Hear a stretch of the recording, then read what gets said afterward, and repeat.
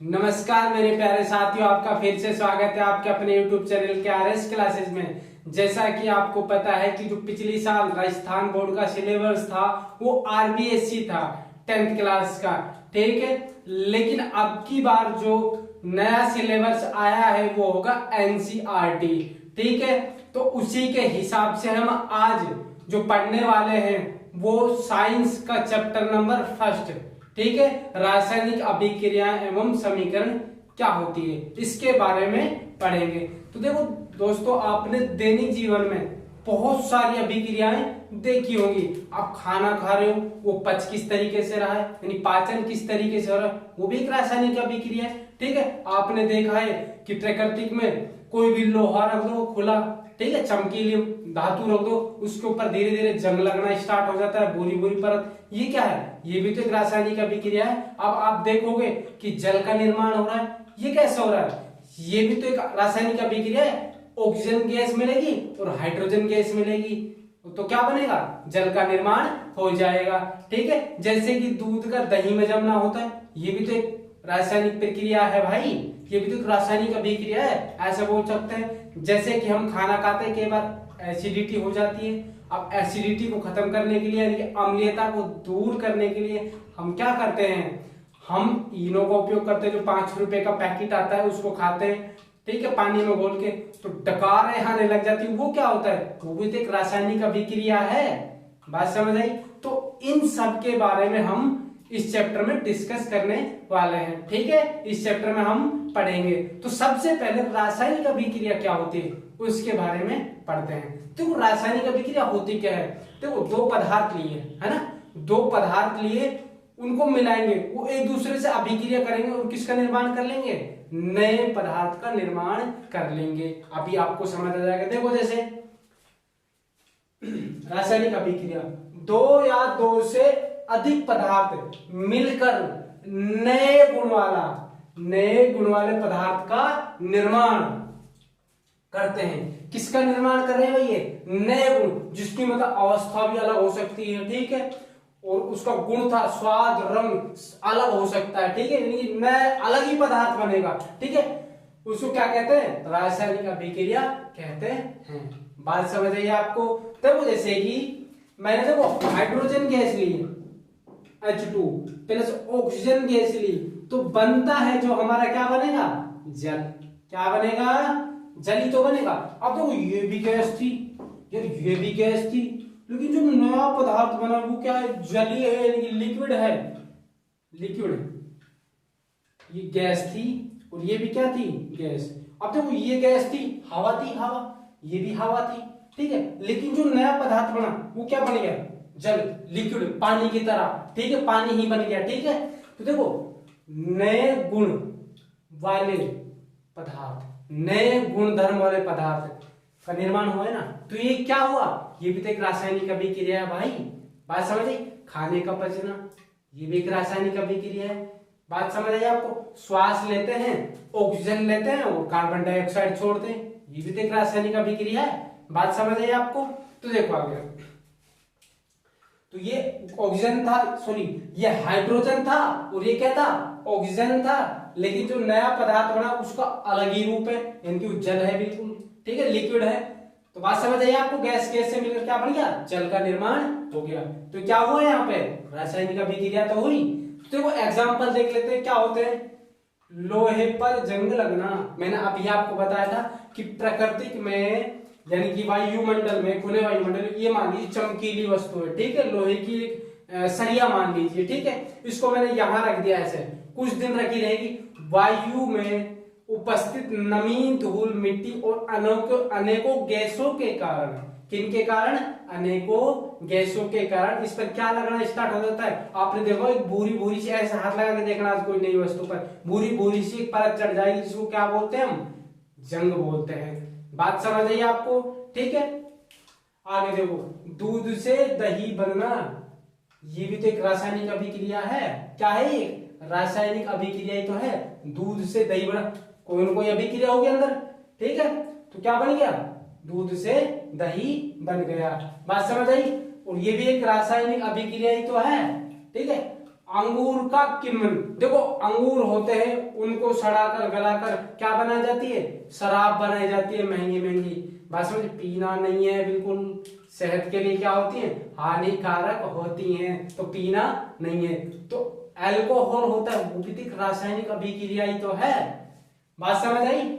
आगे देखो, किसी भी रासायनिक अभिक्रिया को भौतिक विधियों द्वारा, किसके द्वारा, भौतिक विधियों द्वारा उल्टा या पहले वाला पदार्थ नहीं बनाया जा सकता। यानी कि देखो उल्टा या पहले वाला पदार्थ नहीं बनाया जा सकता, इसका मतलब क्या है, तो देखो उल्टा, दूध था पहले, क्या था, दूध, क्या दूध को हम दही में बदल देंगे और बदलने के पश्चात दही को क्या वापस दूध में बना सकते हैं, बना सकते हैं क्या भाई, नहीं बना सकते। गर्म कर लो तो भी नहीं बनेगा, ठंडा कर लो तो भी दही से दूध में नहीं बदलेगा। बात समझ आई आपको? अब ऐसा ही देखो क्या होता है कि जल होता है, जल H2 और प्लस किससे मिलकर बना होता है प्यारे साथियों, बताओ जल्दी, हाइड्रोजन और ऑक्सीजन गैस से मिलकर क्या होता है, H2O। ये इसका रासायनिक सूत्र है, यानी किसका निर्माण होता है, जल का निर्माण होता है। अब ये जल का निर्माण हो गया है तो मैं इसको गर्म करूंगा, मैं गर्म करूंगा तो क्या यह ऑक्सीजन और हाइड्रोजन में टूट जाएगा। तो आप देखना कभी जल को जब आप गर्म करते हो तो उसमें से जो भाप बनती है उसमें हाथ ऐसे रखना ऊपर, तो कुछ देर बाद आप देखोगे आपका हाथ गीला हो जाएगा।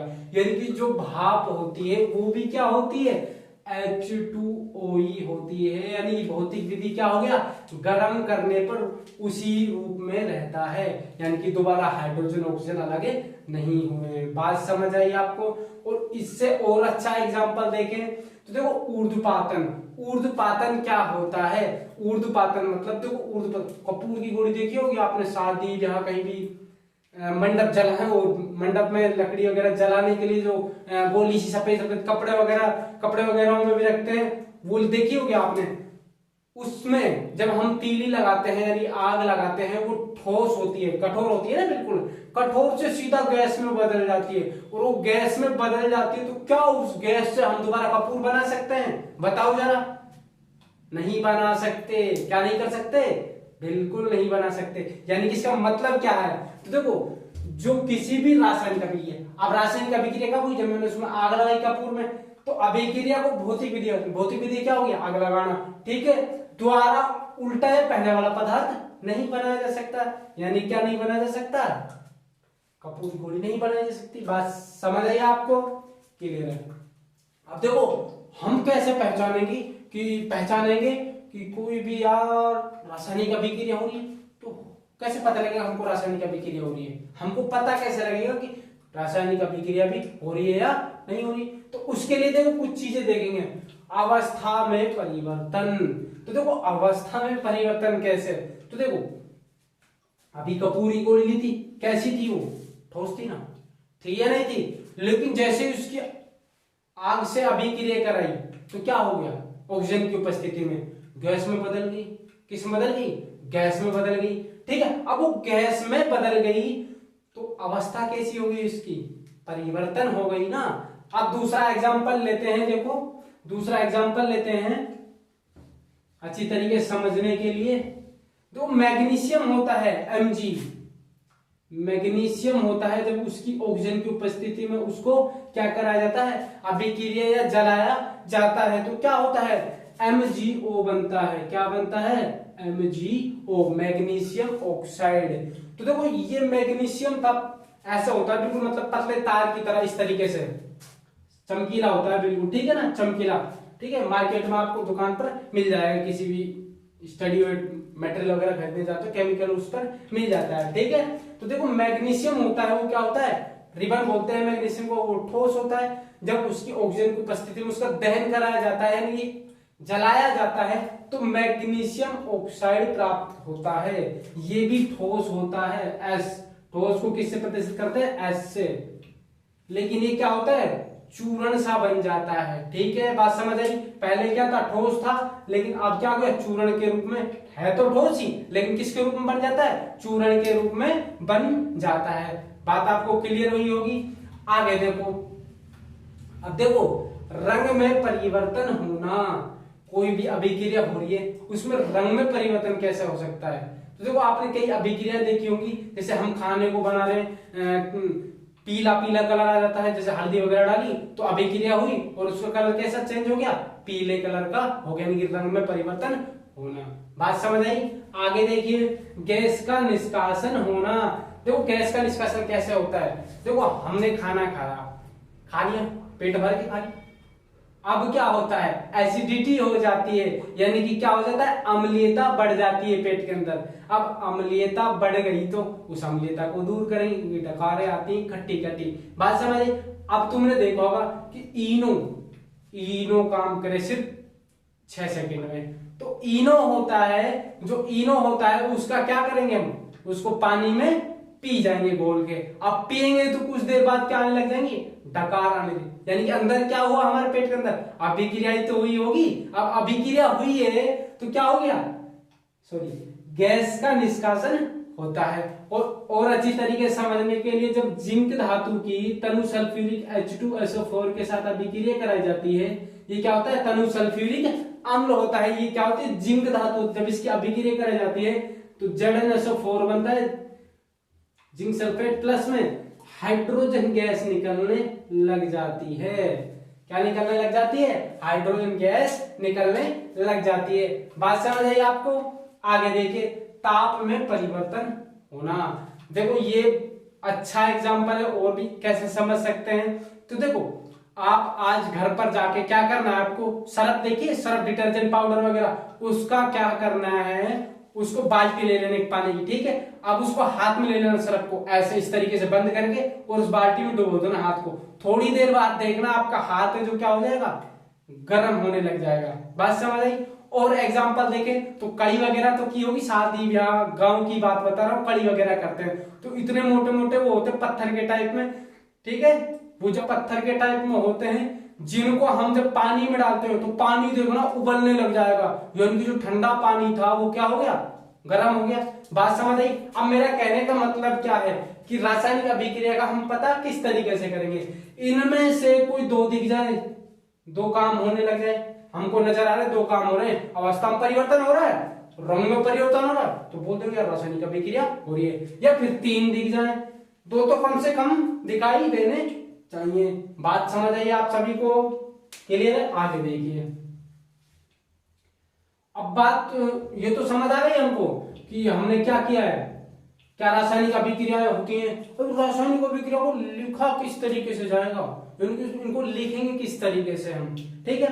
तो दिमाग लगाया वैज्ञानिकों ने, कैसे लिखेंगे, अब ये तो पता लग गया रासायनिक अभिक्रिया हो रही है, लेकिन लिखें किस तरीके से। तो देखो उसके लिए क्या किया है, शब्द समीकरण, क्या किया है, शब्द समीकरण का निर्माण किया था। उस शब्द समीकरण क्या होती है, देखो अभिकारक और उत्पाद होते हैं, उनके बीच में तीर का चिन्ह लगाया जाता है। अब ये तीर का चिन्ह क्या होता है, तो देखो तीर का चिन्ह इससे प्रदर्शित, मतलब तीर के चिन्ह से जो प्रदर्शित होता है वो क्या होता है कि जो अभिकारक होते हैं, जैसे मैंने अभिक्रिया लिखी थी Zn प्लस H2SO4, इस तरीके से तीर का चिन्ह लगाया था, क्या होना था, ZnSO4 प्लस में H2 गैस बाहर निकली थी। अब एक चीज देखो, यहां पर ये क्या है, ये दो, ये क्या होते हैं भाई, ये होते हैं अभिकारक, जो अभिक्रिया होने से पहले, यानी कि अभिक्रिया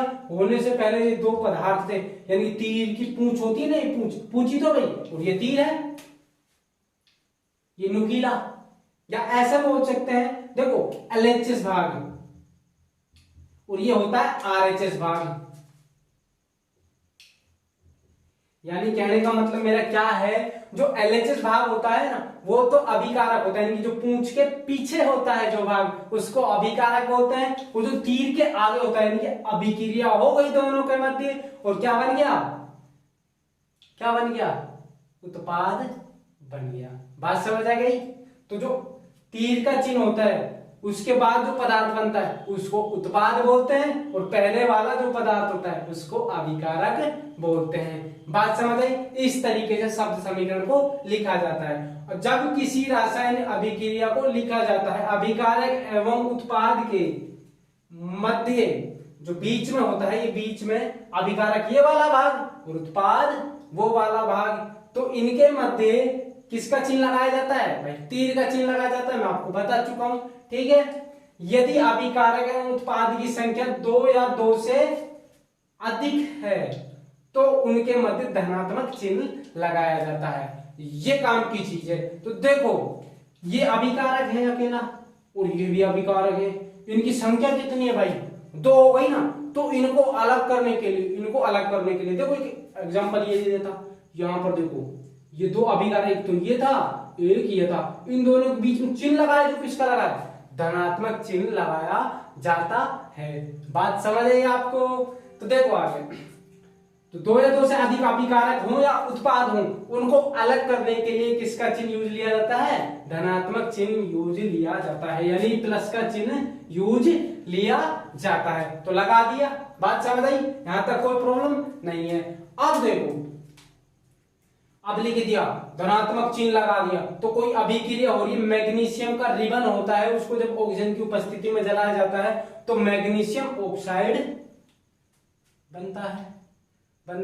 लेकिन देखो ये हिंदी यार, इतनी तगड़ी हिंदी, मैग्नीशियम को जलाया फिर ऑक्सीजन को जलाया, तो ऐसे मतलब कहां तक लेंगे? तो कोई शॉर्ट तरीका होना चाहिए ना। तो क्या होता है शॉर्ट तरीका? जिसको हम कंकाली समीकरण बोलते हैं, आगे पढ़ने वाले हैं, ठीक है। कंकालिक समीकरण क्या होती है? यानी कि जो मैग्नीशियम है इसको छोटे रूप में लिखना, यानी प्रतीक के रूप में लिखना, यानी क्या? Mg के रूप में लिखना। ये मैग्नीशियम का प्रतीक होता है, चिन्ह होता है, क्या होता है? Mg। जैसे कि कोई भी वस्तु हो उसको तोलेंगे तो किसमें? kg में। ये kg क्या है? इसका प्रतीक चिन्ह तो है। बात समझ आई?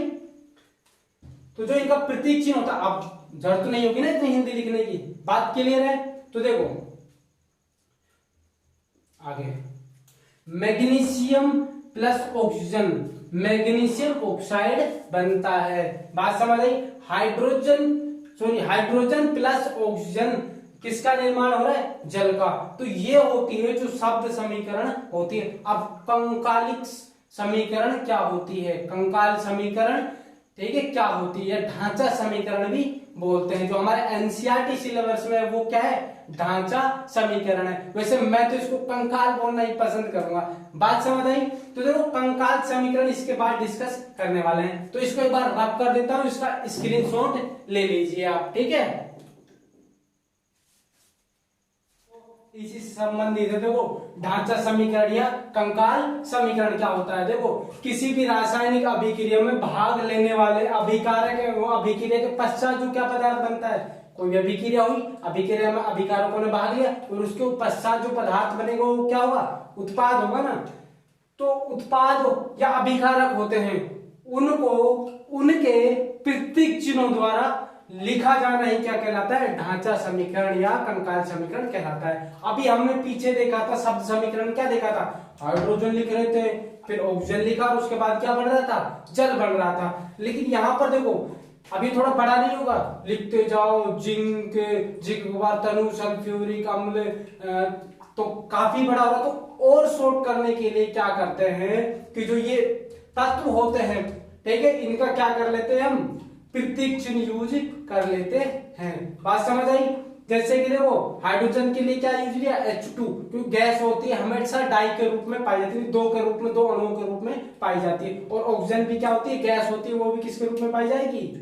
दो के रूप में पाई जाएगी। और बनता क्या है? H2O, यानी जल का O हमने किसके रूप में लिख दिया?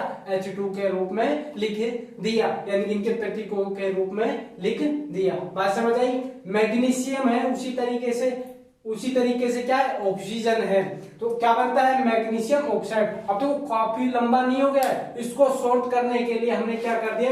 इनके प्रतीक चिन्हों के रूप में इनको लिख दिया, यानी कि छोटा करना ही अभिकारक उत्पाद को छोटे रूप में ही लिखना क्या कहलाता है? ढांचा समीकरण कहलाता है। आप देखो दोस्तों, दोनों अभिक्रिया क्या है, संतुलित नहीं है। तो इससे अगले लेक्चर में हम संतुलित करने और कुछ आगे भी इसके बारे में डिस्कस करेंगे। तो आपको यदि हमारी वीडियो अच्छी लगती है तो कृपया करके इनको शेयर कीजिए, लाइक कीजिए और अपने चैनल को सब्सक्राइब कीजिए। मिलते हैं नेक्स्ट वीडियो के साथ, ठीक है।